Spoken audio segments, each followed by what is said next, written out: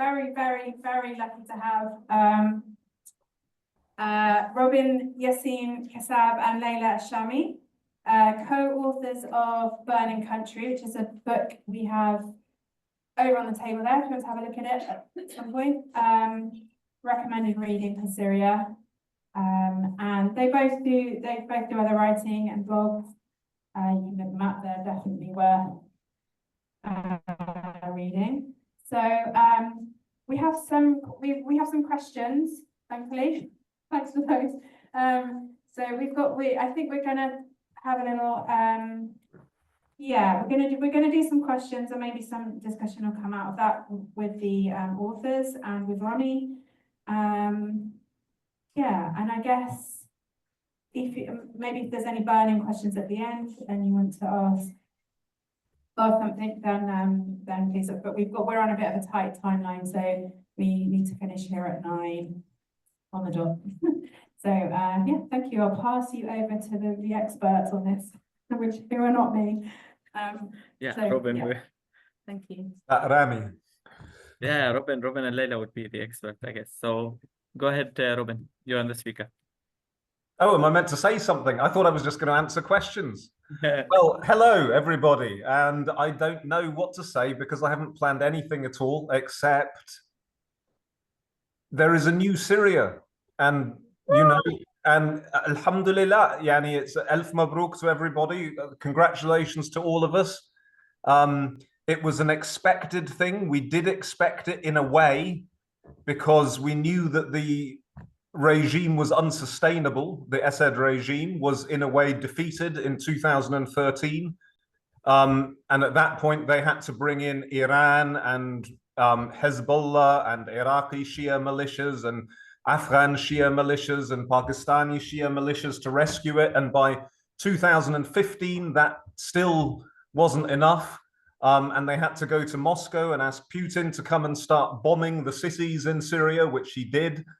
And we knew that the regime itself had been defeated, had hollowed out, the economy was cratered, the place wasn't working. Even loyalist communities, so-called loyalist communities, by the end, most of them were begging for a change because there was no forward movement. And it was just held in place by foreign powers. It was held in place by Russia and originally by ISIS and by Russia and by Iran. And then ISIS was, in the end, although it suited people to keep it going for a while, in the end, it was destroyed mainly by America and others. And then Russia invaded Ukraine and got tied down there and couldn't spare the bombers and the money and the effort. And finally, for other reasons, Hezbollah and the Iranian militia system, not Iran itself, but the Iranian militias, were hit hard by Israel, which gave an opportunity. But the final factor was that the rebel forces, as they were until a few weeks ago, specifically the HTS-led coalition, had become much, much more professional and disciplined, both militarily and in social and political terms. They'd learned something about governance, about compromise, about working with other kinds of people, other ideological trends, other religious trends, and minority groups, religious minorities, etc. And when they managed to get into Aleppo city, partly by military prowess, by going behind the lines and attacking meetings of officers, including Iranian officers, behind the lines in Aleppo city. But then once they got in and started ruling Aleppo, after a few days, it became clear to people who had been scared of them that they weren't scary. And I think that was the final thing which allowed the regime to fall, because when people saw that elsewhere in the country, soldiers took off their uniforms and put down their weapons and went home. And it all, although we'll talk about it, I'm sure there's lots of trouble coming. There's lots of problems ahead, potentially trouble coming. Yet the actual culmination of the revolution so far has gone much better than expected. There's been less violence, less revenge attacks and sectarian violence than we would have hoped. And now I'll shut up. Thanks, Robin. So a question for both of you, first question, from the audience, but nameless, so I'm not sure who wrote it, but so the question is, when you look at the behaviour of HTS, so for those who don't know, Hayat Tahrir al-Sham, and its leader, Ahmed Shara, since early December, what makes you hopeful and what worries you off the back of what you said? There I go. Hi, everyone. Well, I think so far, Ahmed al-Shara seems to be making the right moves, coming out with the right statements. He seems to have a lot of popular support at the moment, because obviously they've defeated the regime. And as Robin said, a lot of the worries around this group, which has its roots in Al-Qaeda, so it's a pretty extremist Islamist group, a lot of worries were things like how they were going to treat minorities, how they were going to treat women. And so far, they've been trying to reassure people that minorities are going to be safe in the new Syria. They've taken action to ensure that. When there has been violence, they've tried to clamp down on it. They've also come out with statements that no one should ask a woman to change her dress in any way. And they've also appointed some women to key positions, such as the Minister for Women's Affairs, the head of Central Bank is a woman, and in the southern province of Sweden, they've appointed the first woman governor. So these are encouraging steps, also because they're saying at the moment that they're just a transitional government and they're going to open the platform to dialogue from people from across the political spectrum, from civil society. There's going to be a national dialogue conference this year. So we're hopeful that, you know, that's going to happen. There is, of course, a worry because when they were ruling in Idlib, they were very authoritarian. They did clamp down on a lot of independent civil society voices, including with assassinations of some key civil society activists. So there is a worry that this might be a power grab, that in the next 4 years they can entrench their power base. But that remains to be seen. At the moment, people are cautiously optimistic and the signs of where we are now are fairly positive. The question is, to what extent forces are now going to have the space inside Syria to organize an alternative, because many people in Syria do not want to be ruled by a strict Islamist regime. So the question is, will they really allow participation, and will other actors be able to go back and participate in the next steps of building the future of Syria? Rami, if you got anything to say? If I want to add about that, like we are always afraid about like what is coming in the future of Syria, but we forget what we just saw in the movie.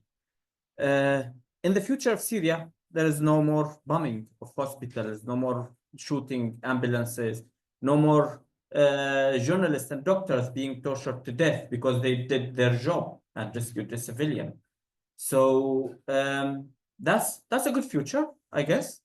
And we would be able to be free to speak our mind.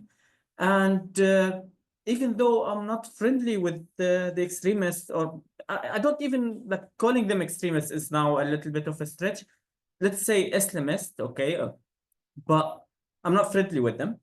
I personally got a death threat from them before, 5 years ago, so I'm totally not their friend. But the idea is that I trust the Syrian people who toppled Assad and would be able to topple any other dictator. And I trust that Ahmed Shara himself is very smart politically, that he knows how to play his cards right. And in order to stay in power, he needs to adapt to the population, and he needs to listen. And that's what we saw actually in the first basically this is first month. In the first 8 days of the liberation of Syria, no single civilian was harmed by them. And during this whole month, they did so many troubling things, but and tiny mistakes here and there.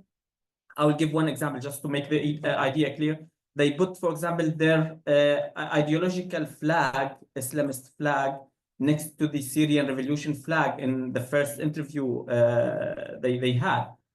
Everyone in the Syrian community and Syrian people started criticizing that. The next time they just put the Syrian flag alone. So they are listening, they are adapting, which is nice. And this is very new to me to feel like you cannot imagine, I cannot explain or translate or interpret the shock that when we talk to our government listens. That never happened in my lifetime, not in my father's lifetime, and not in my grandfather's lifetime. For 54 years, we didn't think of the words government as you do. We didn't think of the word arrest as you do. So yeah. Thank you. Another question. So what hopes do you have for legal accountability processes as has begun to happen internationally and is promised in Syria itself? Either of you can go first. Who would like to go first? Well, one of the jobs I'm doing at the moment, I'm the English language editor of something called the ISIS Prisons Museum.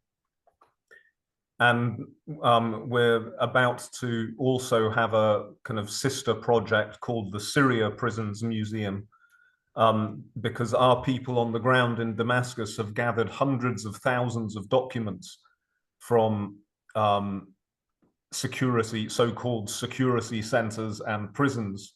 And we've started filming prisons, including Sednaya, and interviewing survivors of these prisons and so on. And I think that that's really important work. And I hope that in the future, when there is an elected government, we'll be able to collaborate with other people and build a national archive of this stuff, which will be necessary for truth and reconciliation, truth and accountability, and so on and so forth. I think at the moment there's a lot of criminals being hunted down inside Syria by the de facto authorities, which is a good thing.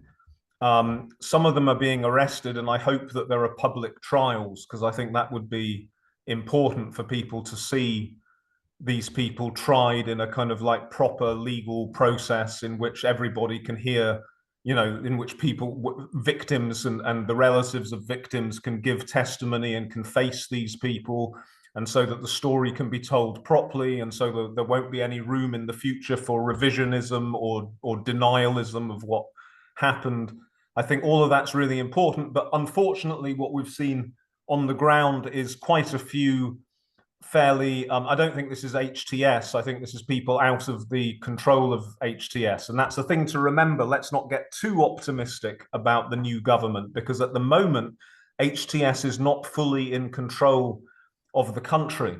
It doesn't have, there are parts of the country that are still under occupation or still under other people's rule. And then there are militias which have worked underneath the HTS umbrella and which hopefully are gradually being absorbed into the new national army, which seems to be under HTS control. But at the moment they're not, and it doesn't have, HTS is not yet in a position, I don't think it will, because I agree with Rami, I think they've learnt about governance and dealing with other people and compromising with other people, but we don't really know yet, because it's in 6 months' time, it may be in a position, it may have a lot more men under its control than it does at the moment. And it may have the security system completely sewn up. And at that point, it may be able to show its teeth. And I hope that doesn't happen, but that's something to bear in mind. And it's interesting to note that one thing it's not compromising on or listening to criticism about is what it does with the army, who it appoints to the army, if it appoints foreign fighters to positions in the army and so on, which I don't, again, it depends what they're doing there. I don't necessarily think that's a bad thing. I've just got, we just need to see. I got waylaid there from one thing onto another, but we were talking about accountability. We've seen some spontaneous revenge attacks, which is to be expected, and we've seen less than we might have seen, given the scale of the crimes that have been committed by the people in this regime against Syrians, the rape and the mass torture and the mass murder in prison and the murder of hundreds of thousands outside of prisons. Anyway, I think that the more public, transparent, legal processes that we can have, and if we can get Bashar back and try him, that would be great. All of that's very important work, and I hope that we get somewhere with it. Yeah, if I may add one sentence to what you said, Robin, I think they are being too lenient with the people who are involved in crimes against humanity in Syria, and they are only after the highest officers and the top criminals, and they are a little bit too lenient with the other people who actually committed and participated in genocide. So that's another thing we are actually criticizing them for. Yes. Yeah. Leila, do you want to comment on anything there? Just to add to that, I mean, one of the concerns that we've had is that when the prisons and the offices of the intelligence were stormed, what wasn't done in many cases was protection of the documents and the evidence and the information. And that's been hugely problematic because a lot of documents have just been destroyed or stolen in the madness of the past month. Definitely they will have enough information to carry out prosecutions, because even 6 or 7 years ago, international lawyers said that they had more evidence than they had in the Nuremberg trials for the Nazis that they now have on the regime. But what might be lost, which is very upsetting and very difficult for families, is information about what happened to individual prisoners. So I hope that Syria receives the international assistance it needs to really protect and sort through that documentation and make sure that no more gets lost or destroyed. Thank you. We've got a bit of a local question here, so I don't know. I mean, we could, this could be applied in other places, but so every year here in Stroud and around this country, we've actually got one planned, and the world. Holocaust Memorial Day events are held to mark the Nazi genocide. So off the back of that, we're just wondering how you think that the horrors of Assad's dictatorship can best be remembered and learned from, like how we can kind of, put something together, some advice on what we can do in that sense. I think it's so important to tell the stories of what's happened, because I think a lot of people don't understand the extent of the horror and the extent of the genocide that occurred in Syria. I mean, constantly on social media, people keep responding to me saying, oh, but what's coming is going to be worse. There's nothing that can be worse than this regime. I mean, whoever comes next has to slaughter near to 1 million people, has to destroy every city in the country but one, has to run mass extermination camps, has to send its troops into mass rape campaigns of women in dissenting communities. I mean, that's the extent of the barbarism that Syrians have lived over the past 13 years. So I think it's really important that people really understand what happened in Syria, and we keep the stories and tell the stories, not only of the violence, but also of the achievements of the revolution, because so many positive things were achieved by Syrians in very, very difficult circumstances in the past decade. For example, when the regime was pushed out of communities and lost territory, people started self-organizing. They set up local councils to run their communities, to organize education, healthcare, electricity, water supply. Democratic elections were held in those communities to self-organize in these local councils. There were amazing initiatives set up working to empower women, independent media stations. These are all stories that need to be told, because those are the things we should be drawing on now as we're talking about Syria's future and what the next steps are. We should be drawing on the lessons have learned, and they've had a very valuable, many valuable lessons that have come out of the revolution. Thank you. Robin, have you got anything? Rami? Allow me also to add to the brilliant answer of Leila. Like we usually, when we think about what happens here in Stroud and the solidarity with Syria or with Palestine or with Ukraine, or we always think about it as, oh, those are problems on the other side of the globe. We shouldn't care about them. I always give this example, like we are all on a ship in the middle of the ocean, and Syria or Ukraine or Palestine or even climate change is just the hole on the other side of the ship. And then we are like, oh, it's not our problem. It's not our side. It's the other side of the ship. They need to deal with it. But if we sink all together. And if we survive all together. So I do think that in the past 14 years, all of this was happening in Aleppo, and it was live streamed. So there is no excuse to anyone to be ignorant of what happened. And at the same time, Assad's officials were allowed to lecture you guys in the UN about human rights, because he headed the Human Rights Council in the UN just a couple of years back. So how did you allow that to happen? Yeah, we're not unconnected. There's no, yeah. We've run out of questions, but I don't know. Has anyone else got questions? Gentleman over there.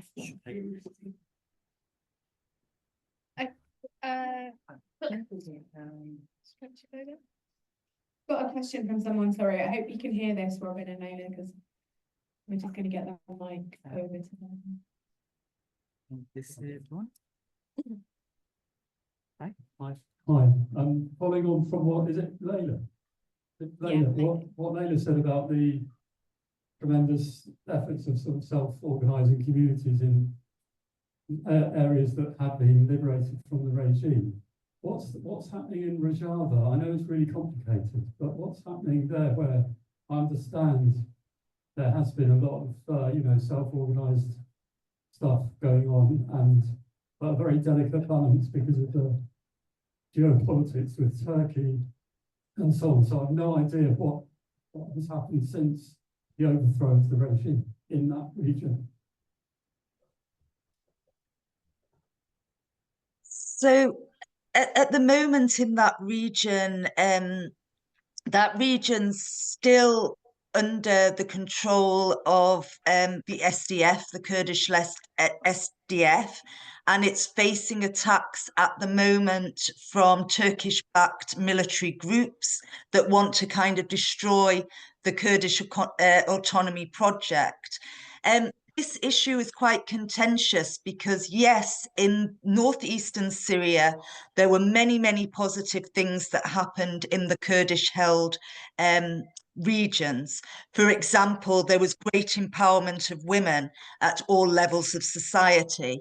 There was really an effort to build kind of multi-ethnic governance within those communities. And Kurds, many of whom had been oppressed for decades under the Arabist regime, really felt that at last they could practice their own culture, they could speak their own language, they could have education in their own language. I think part of the problem is that when the Rojava project started, it was started in 3 cantons, which had a Kurdish majority in 3 areas. And I think a lot of more progressive-minded Syrians really supported Kurdish autonomy in those areas. The problem was that Kurdish-led forces expanded out of those areas into areas which don't have a Kurdish majority and where their rule is incredibly unpopular, such as in Raqqa, in Deir ez-Zor. Now, many of those communities did feel that the SDF was preferable to what the alternative was at the time, which was either Assad or ISIS. But now that they have the opportunity to go under HTS and the transitional government, they don't want the SDF to stay in those areas. So it's very, very tense in those communities now. And there's been a lot of protests in recent days and recent weeks in Deir ez-Zor and Raqqa calling for the SDF to leave. And people who have protested have been shot and there's been mass arrests, etc. So this is a really tense situation, something I'm very concerned about, because I think that the possibility now for interethnic conflict in northeastern Syria is very high at the moment. And I hope that both sides can come to some sort of agreement and negotiation to ensure that doesn't happen, because civilians are going to be the ones that suffer. And I'd add to that it's not so much necessarily just, although there are elements of it, it's not really an ethnic conflict, because the SDF is not the Kurds. It's the dominant group in the SDF is the PKK or the PYD or the YPG, different forms of the originally Turkish Kurdish Marxist-Leninist group, which has been allied to Assad from the beginning, from the time when Abdullah Öcalan had a relationship with Hafez al-Assad. So whatever you think of the PKK's role in Turkey, it always had a very different role in Syria, and it was something that was sponsored it to an extent. Doesn't mean that it's the same as Assad, because they've sometimes fought each other, but they've often cooperated. And when Assad left the Kurdish cantons, those 3 regions that Leila mentioned, in 2011, 2012, it actually handed over security installations to this group. So that's in itself problematic. And at key moments in the conflict, the PKK has aided Assad. It contributed to the collapse of Aleppo in 2016, for example. It's also aligned with the United States. The United States is present in a quarter of Syria, or between a quarter and a third of Syria, backing the PKK, the PYD, the SDF, supposedly against ISIS, but it's also there as an irritant. And now at the moment, we have Iran and Israel, both of them talking about potentially sponsoring this group in order to keep Syria divided. So it's really problematic. Remember too that hundreds of thousands of Syrian Kurds have gone to Iraqi Kurdistan to get away from the authoritarianism of this group. It has done interesting things, especially with women and so on, but it's also done very authoritarian things, and it has allied with foreign powers and with Assad, which it's all very difficult. At the same time, the Turks have got an agenda where they just want to stamp on any kind of Turkish autonomy on their border. And the Turkish-sponsored militias, as Leila, I think, said, the Syrian National Army, so-called, which is now being integrated supposedly into the Syrian army, the new Syrian army. But those militias are not great. They are very indisciplined. They have committed crimes against civilians. They've abused Kurds just for being Kurds. They're known for their looting and their criminality. So I agree with Leila in that respect. That whole area is really complex, really complicated. There are a lot of bad actors, and the new Syrian authorities have their work cut out to manage all of this and to try and defang all the different actors and bring everybody into the new Syria. When he said how they participated in the siege of Aleppo, in the movie for Sama, we just saw when they mentioned, oh, the Castello fell down, and we are under siege, happy siege, everyone, like they were trying to make fun of it. That's actually was done by the SDF, was helping the regime to circle the city of Aleppo, the eastern Aleppo, like what happened in the movie.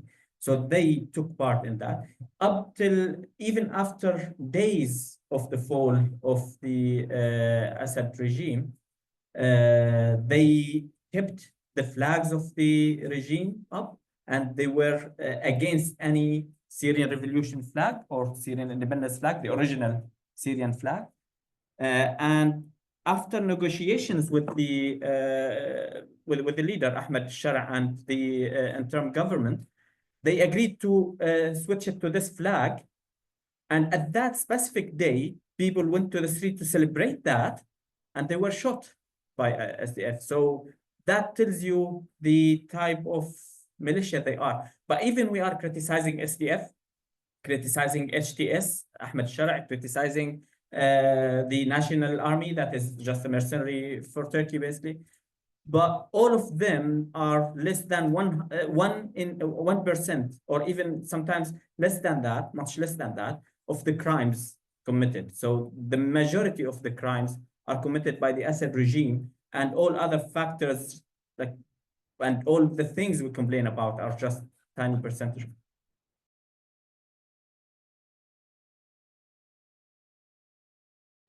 Thank you.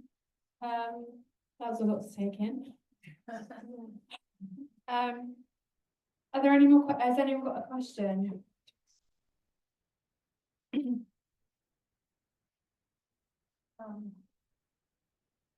you very much. Incredibly interesting. What strikes me is such incredible destruction amongst all but one, I think you said, of the cities and presumably there must be some knock-on damage in the non-city areas.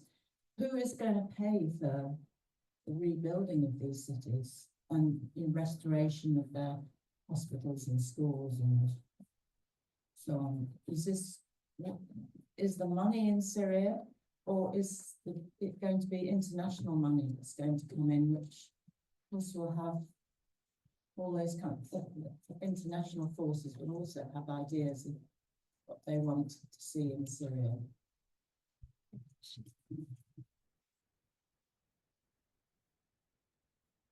I mean, that's a very good question, and I think that's what we're looking at now. Who is going to pay to reconstruct a country which has been totally devastated? Because that's what Syria really needs now if it's going to move forward into a peaceful, stable, productive country which people can go back to, because there's millions of Syrians abroad as refugees that desperately want to go home, but they can't go home when there's no houses, there's no jobs, there's no opportunities.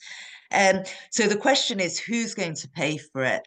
And we've had visits by foreign dignitaries over the past few days. The German foreign minister went there, and she said that the EU would not pay for reconstruction until they saw a number of guarantees put forward towards the democratic transition, including that it's a more inclusive democratic process. So we don't know if the Western states are going to pay. If Syria turns to the Gulf states to pay, which may support reconstruction and have an interest in that, of course, there will be less conditionalities from the Gulf states around things like building democracy or including women in the process. So I think where the money comes from will significantly determine what direction Syria goes in, what the future direction of Syria is, whether it's more linking towards the West and towards Europe, or whether it's more linking towards the Gulf. Or indeed to Turkey. I mean, I think that the two states which so far have shown an interest in investing in renewing infrastructure in Syria are Turkey and Qatar.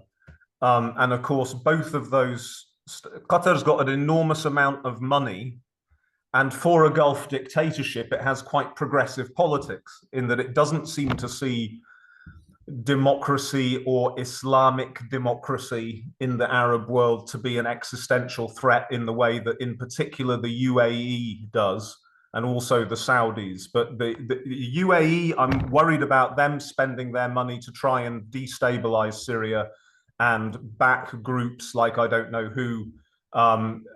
We could talk about that, if groups that may emerge to fund insurgencies, but Qatar may put a lot of money in, and the Turks they don't have that much money, and they've got a lot to do in their own country, but they would certainly like to build very strong business relations and infrastructural relations. I mean, they're talking about connecting up the train line, the Hijaz train line, you know, and so that you can go from Istanbul to Damascus by train, which would be great. I think that I don't see that America has eased sanctions. The EU is coming very hypocritically when it's, you know, when Germany is funding genocide and arming genocide and making excuses for genocide in Palestine and backing an ethno-state in occupied Palestine. It's coming and trying to teach lessons to Syrians about inclusivity and you know, being nice to minority groups. It's just appalling. It's disgusting, and it looks like that to most Syrians, not just supporters of the leading group. So I think they're missing the bus. I think that Syrians themselves, I think especially in places like America and West Africa and the Caribbean, there are Syrian communities that have been expelled from their own country by the Assad regime for decades. And some of them have got huge amounts of money, especially, you know, Syrian Americans have often got huge amounts of money. And these are people that would love to invest their money back in Syria. They're often pious people who want to build mosques and hospitals and schools and open businesses and so on.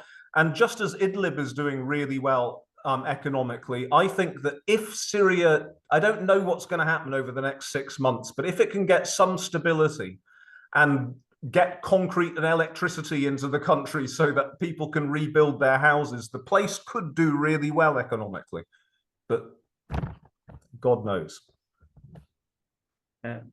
Thank you for the really in-depth answer, and you raised me to a really key point here, which is Idlib that was liberated, just a tiny pocket liberated under HTS, the same Ahmed Shara, back then was called Al-Jolani, his military nickname. So he managed to get Idlib markets, shopping malls, 24 hours electricity, free Wi-Fi, so many other things that look like normal day for you, but is a dream in Syria in general. Even under Assad, the electricity would come 1 hour or 2 hours a day, if you're lucky. And in Idlib, under the bombing, under the siege, Syrians managed to do that miracle, that economical, let's quote unquote say prosperity. So I have high hopes for Syria now. Can I just ask about that? Because I mean, in kind of the wealth that's been amassed by Assad is a lot. Yeah, despite. Is there any way of getting that back? That's my question. You need to ask the father of Assad's wife, the banker here in the UK, living here in London, owning several banks. Maybe he knows the answer. Yeah, I mean, if Syrians got help from the outside world, then sure, you know, I mean, he's apparently spent billions on property in Russia, Assad, for example. His uncle has got some palace in Versailles in France. You know, if international governments wanted to, then they could seize these assets and return them to the Syrians. Yeah.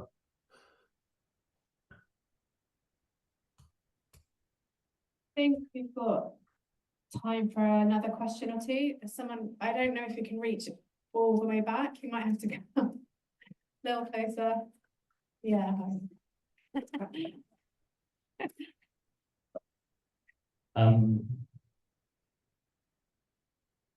the Syrian revolution has endured this burn country stuff from Assad, ISIS, foreign interference from Russia bombing everything over it, and it endured, it survived, it endures. So my question is two things.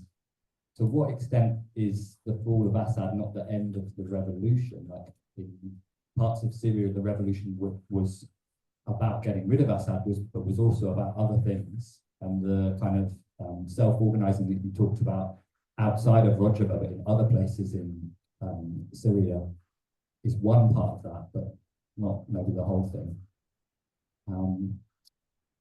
The second part of this, give me 1 second to remember. Yeah, so to what extent will that carry on in Syria, and how can those in the UK, people get despondent about all sorts of things, or in the West about the prospects for any kind of radical change. But what can we learn from Syria, where people have had to endure all of that and have still managed to achieve this moment at least? Yeah. I think you're absolutely right that the fall of the regime is certainly not the same as the victory for the revolution. And the question now is to what extent people will go back to Syria and continue the struggle. I see this as the next phase. I see it as an opportunity. You know, the opportunities which are available to Syrians today just didn't exist 1 month ago. And now there's real potential. People can go home, they can start organizing, and they can build the country that they want to build. My fear is that people are now very enthusiastic about HTS because it's won a big military victory. Are people going to just give their power to leaders and, you know, not really participate in that process? I don't think so. I mean, I just know from, you know, my activist circles, there's so many new projects starting up. And so I really do think this is the next stage, but I don't think it's going to be easy. You know, I don't think we're going to go from this genocidal, totalitarian dictatorship into like some perfect kind of democratic system. I think we're going to have new struggles in front of us, but certainly the most difficult battle has been won. Perspective, if you allow me. For me, I had the revolution against Assad to be free, to be able to have a voice and to be able to vote before I kick the bucket. So yeah, that's on my list. I still didn't do it. So basically the first stage, which is the army revolution, I'm bad at that because I cannot use a weapon and kill another human being. But now is our best chance to continue the revolution to our goal of a prosperous and free Syria. And now is the day that we need to actually start working to achieve this. Like, we need to stand in the face of any radicalism. But when we talk about radicalism here, like, we always think about it as there's a big focus of at the moment. Radicalism didn't come out of nowhere. If any of you here was in that hospital that you saw in the movie and you saw all of that, you would be radicalized. It would flip a switch in your brain, and you would not act the way you do right now in a safe country. And I hope you never have to try that or to test that.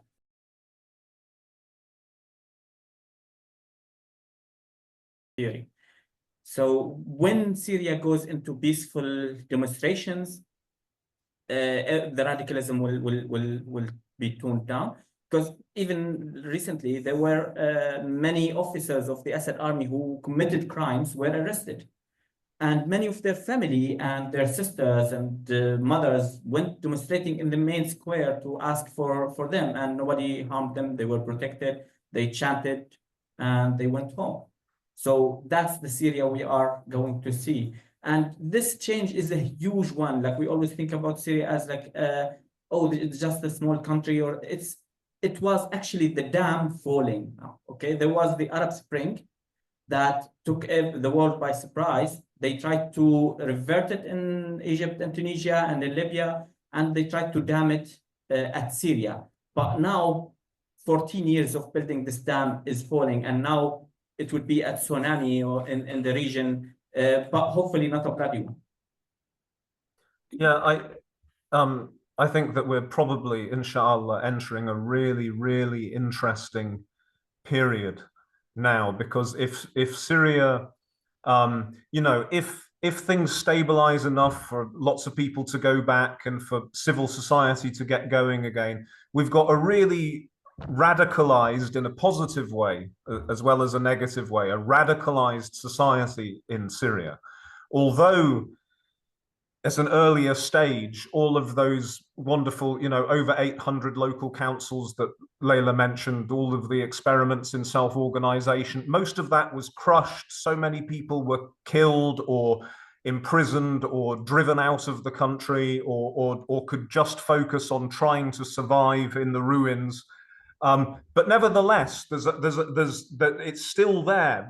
What's happened just now is the culmination. It's not just military action. It's the culmination of almost 14 years of revolutionary activity. So we've got a radicalized Syrian population, some of whom are in Syria, some of whom are in Turkey, in Jordan, in Germany, in Sweden, and many of them are going home now. And the better that conditions get, the more people will be able to go home. And this is not a passive population. This is not the kind of population that used to exist before 2011 in Arab countries. So inshallah, let's see what happens. It could all go horribly wrong, but inshallah, we're entering a period now where we're going to really discover, it probably be quite messy, but we're going to discover what Arab and Islamic world democracies can look, or at least more representative government could look like, and what lively Arab and Islamic societies are going to produce in terms of culture and social organization and ideas. And I think that's going to be fascinating. And I know that Leila and I are planning to go to have a look at the new Syria, hopefully, inshallah, quite soon. We all need to go there and connect with what's happening, and a lot is going to happen. A lot of debates and arguments and so on. A lot of positive stuff, inshallah, is going to come out of all of this. Thank you. I think we've got time for one more short question and answer, or if we haven't got any questions, then last of 5 minutes from have you got a bit of your precious time, if that's okay. Have we got another question, or have we got a question? Thank you. I would just like to know, having listened to both of you talking about how the future of Syria, despite all the difficulties, is likely to be something very positive. There's going to be a new kind of government emerging. Could this have any implications for a positive impact on what's happening in the Middle East, the rest of the Middle East? Sounds like a positive note to end on. So yeah, did you get the question? Leila, do you want to speak? Sorry, I didn't quite get the question. I heard half of it. Sorry. So talking about the positive things that are unfolding in Syria, is there anything positive that you can, is it likely to have an effect on the rest of the Middle East? Yeah. I think that the day after the regime fell, I tweeted something like, there's going to be people all over the Middle East and North Africa that are currently suffering a very brutal counter-revolution, that are going to be looking at Syria with some kind of hope now.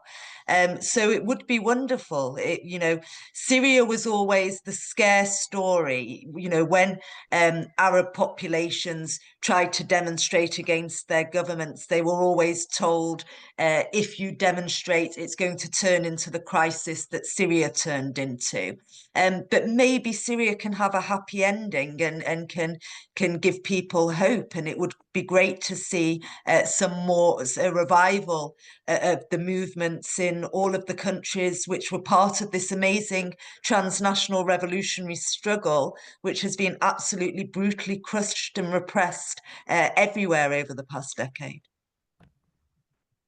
I mean, Sisi in Egypt is absolutely terrified. It's really quite funny, the propaganda stuff that he's coming out with at the moment, obviously in full panic mode. Although it can't happen in the same way in Egypt as it's happened in Syria. You know, the very disaster that happened in Syria, with the whole country being destroyed and millions being driven from their homes, and then millions being crammed into one corner of the country. In the end, actually, that's what allowed the revolution to win, because a military resistance developed itself in that corner of the country. And then when the time was right, when the regime and its allies were weak, it was able to sweep out and take advantage. Now, in Egypt, there hasn't been a war. There is no part of the country that is outside of the central regime control. So it can't happen in the same way. Having said that, the situation in Egypt is totally unsustainable. I don't know how and when and in what way it breaks, but it will at some point break, because economically it's cratered, it's disastrous. Socially and politically, it's far worse than it was in 2011 when the powder keg burst. So, I mean, what's happening in Syria will have all kinds. It's a huge event which will determine Middle Eastern politics for the next 20, 30, 50 years. But I can't tell you yet how. And it depends on a million factors, and it depends on what happens inside Syria. But finally, final thing with regard to Palestine, a lot of people, a lot of tankies and idiots are saying, look, the new authorities in Syria have been in power for a month and they haven't yet liberated Palestine. What's wrong with them? And they're saying that Assad is not even talking about Gaza. And maybe he should talk about Gaza, but I would remind people that 2 months ago, he wasn't talking about Aleppo or Damascus.